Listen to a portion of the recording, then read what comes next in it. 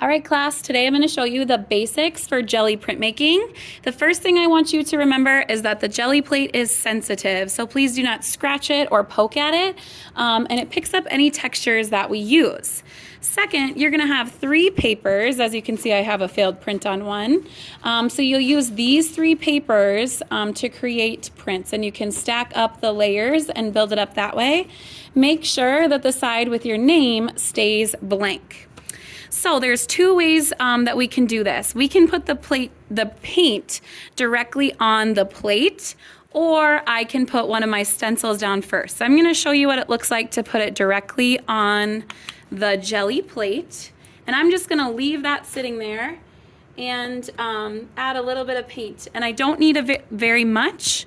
As you can see, one of my things that I would love for you to remember is to use small drops of paint, 1 or 2 colors at a time.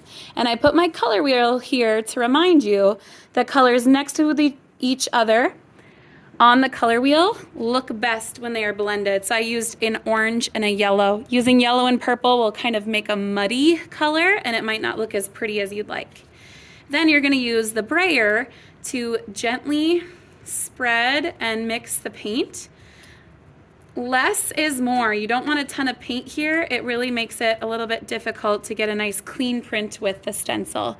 I can always rub off the extra paint on my background paper. And I put my brayer down. Now what I can do is put a stencil on top. Some of them will fit perfectly and some might be a little big, so you might have to kind of fussy cut or decide what part of the image you want to have in your print. So the first thing I'm going to do is a print with this one. So I put down the stencil, then I put down my paper, and I just press firmly with my hand. I don't want it to scoot around, so I just press down around the sides and the middle, and then I might pull up the print. You'll notice that the Gelli print is on some plastic, just leave that there. And I have my first print. I think my paint was a little heavy. So now what I'm gonna do is I'm gonna pull off the stencil and just put that to the side. And then I'm gonna create a print of this one here. And the cool thing about this is building up layers of texture and color. And I think for my next layer, I'll make sure I don't use too much paint. And I think my yellow was a little runny. So I pull this off and I have some texture there. So these are really good base layers. I can see that most of the paint is gone. I don't even have to clean the Gelli plate. I'm gonna just add some more paint to it. And the second way I wanna show you today is by putting the stencil down first and then putting the paint on top. So I'm gonna use some of my blue, just a little dot. I think that I had too much last time, so I'm gonna be really careful to not use as much this time. So just a drop of paint. I know that because there's a little yellow on my brayer and some blue there, I could even get some accidental green, but that might be okay. And I'm spreading this out on the Gelli plate. If I don't think it's enough, I can add a little bit more, but as I'm spreading it with the brayer, I'm finding this is plenty. The reason I like it directly on the stencil is then I can pull the stencil off and put that off to the side.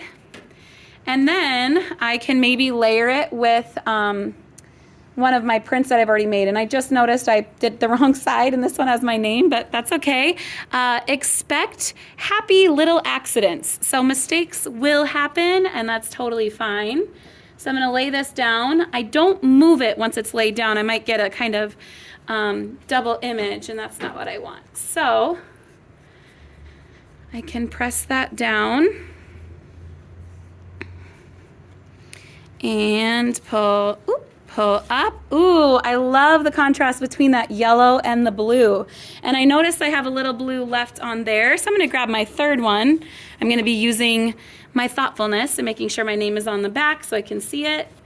And I'm gonna press down again. I didn't even have to put any more paint down or a new stencil. I just am kind of using the residue on the Gelli plate. Ooh. Wow, I love how that one turned out. Because I didn't clean the plate before, it's picking up a bunch of old stuff, which is one of the best things about this process. There's like these happy accidents that happen.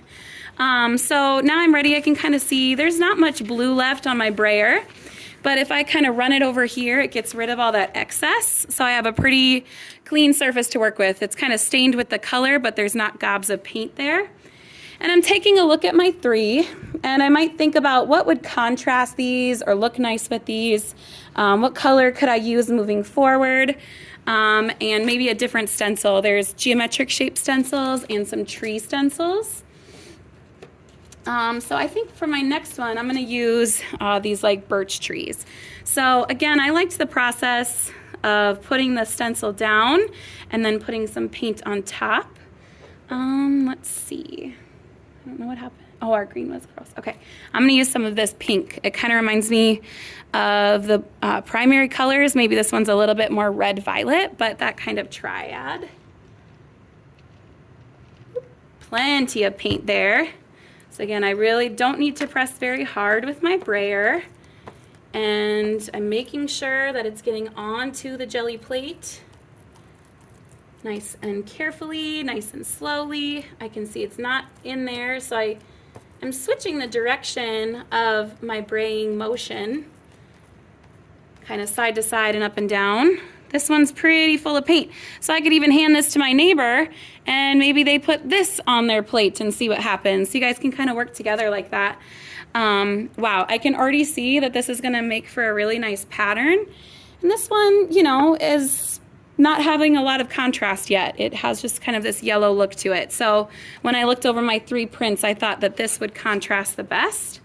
I can put it on the edge. I could center it. I could put it on the right edge. I could only do half of the print on this side and half on that side. I think I like that idea. So I'm gonna put it down on half the jelly plate. You'll notice my fingers are getting dirty in that process.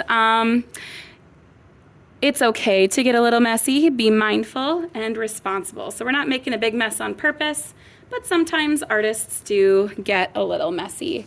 Wow, I love those lines on there. So now I'm gonna add, I think, to the other side when I line it up here and get the other half of my print that I didn't pull.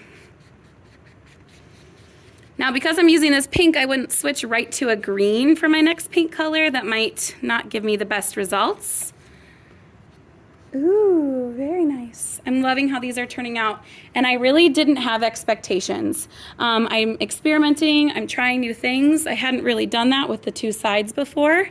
I'm just trying to have fun with it and enjoy what's happening. I'm scared to ruin this, but I'm going to experiment. I'm gonna try new things. I'm gonna see what happens when I layer this leftover with my last one here.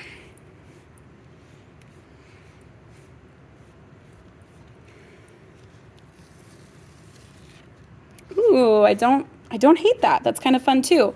So you guys will have plenty of time. You're gonna have your own jelly printing plate and your own 3 pieces of paper and your own brayer. However, we will be sharing stencils and paints with table neighbors. So just make sure you're being kind and sharing. And then when it's time to clean up, I would love for you to roll out all the paint left on your brayer.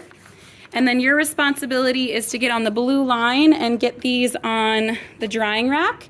And then me and the parent helpers and Miss Isabel are gonna work on picking up your trays and your jelly prints. All right, thanks guys, have fun.